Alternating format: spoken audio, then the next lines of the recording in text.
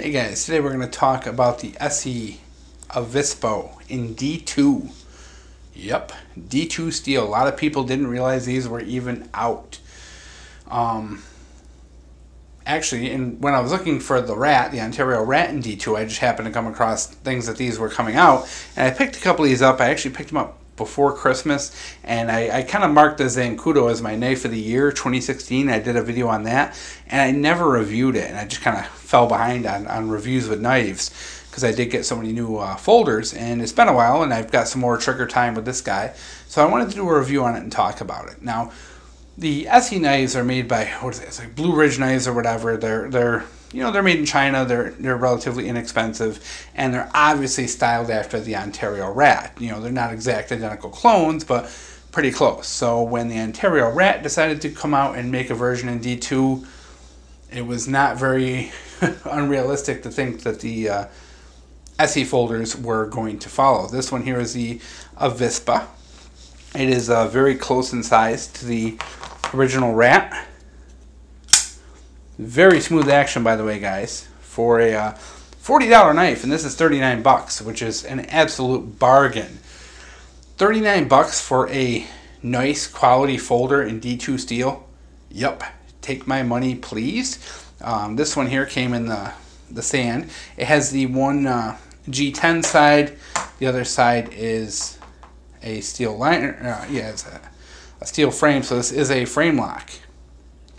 You can see it's actually a pretty substantially beefy frame lock. Give you a close-up here so you can see the timing on that. It actually locks up quite nicely as well. Very thin. I mean, look how thin that is. Open pillar construction. Nice deep carry, thick, strong pocket clip. Yep. Lightning sharp out of the box. The Ontarios are obviously a very well-known design, and they work. The blade shape's a little different, the handle's a little different, but in the end, it's obvious what it is. So, 4 carry options. One complaint I do have is that this knife does not carry well. Get that reflection out of there for you guys. Does not carry well tipped down, to be honest. Now, your left side option puts it here on the G10 side, which I don't, even though I'm left-handed, I don't carry knives left-handed because I carry my pistol on my left, so I always have gotten used to carrying my knife on the right. So now here's the problem with right-handed. When you go tip down, you're fine. When you go tip up, the pocket clip actually ends up right about here, and it rests on the lock bar. And it actually makes the lock bar very difficult to disengage and creates a hell of a lot of friction for opening the knife. So the knife is nowhere near as smooth with that lock bar because it puts so much pressure on the, you can see here it's on the end of the lock bar, but it isn't really affecting it because it is down there. But when you reverse it to tip up carry, that that part that actually makes contact is right there. I did put a butter knife under there and try and stretch it out a little bit, but I kind of lost comfort level there. So yeah, very smooth opener. It just rockets open, which is cool.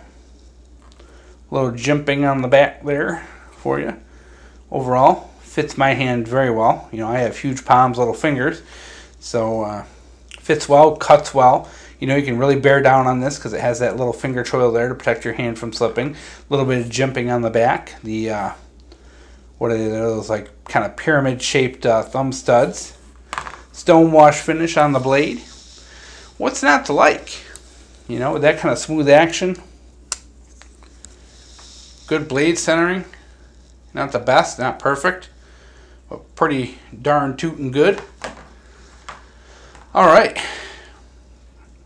So what we have, guys, is a $40 folding knife in D2 that's built well, opens smoothly, good materials, good design, and overall gets the job done. Good for a hard use knife. Difficult to sharpen. If you're not, you got to invest some time to sharpen D2. But man, this thing is just such a smooth, difficult to open left-handed if you are going to put it in that right-hand clip because it does get in the way a little bit there. But guys, if you don't have one of these, you need to strongly consider it. Just the price, the value, You know, as far as I'm concerned, if you're going to be buying knives this year, get the Rat in D2, get this in D2, get the Zancudo in D2, build up that D2 collection for these budget knives, because you are absolutely not going to go wrong with these. Just value, how smooth they are, materials, construction, fit and finish, everything. You know, I've gotten $40 knives that were way, you know, unacceptable, whereas this thing far exceeded my expectations. And just overall, I really like carrying it, how thin it is. It just carries very well in the pocket, even though I'm not a fan of tip down carry. It just does. It disappears in the pocket for such a big knife. This is probably the biggest knife I can carry comfortably because it is so thin. You know, the Rat, for me, I've carried the Rat a lot over the years, but in the end I always end up back in the storage because it is kind of thick, it is kind of big. You know, I do like the thinness of this guy. So there it is.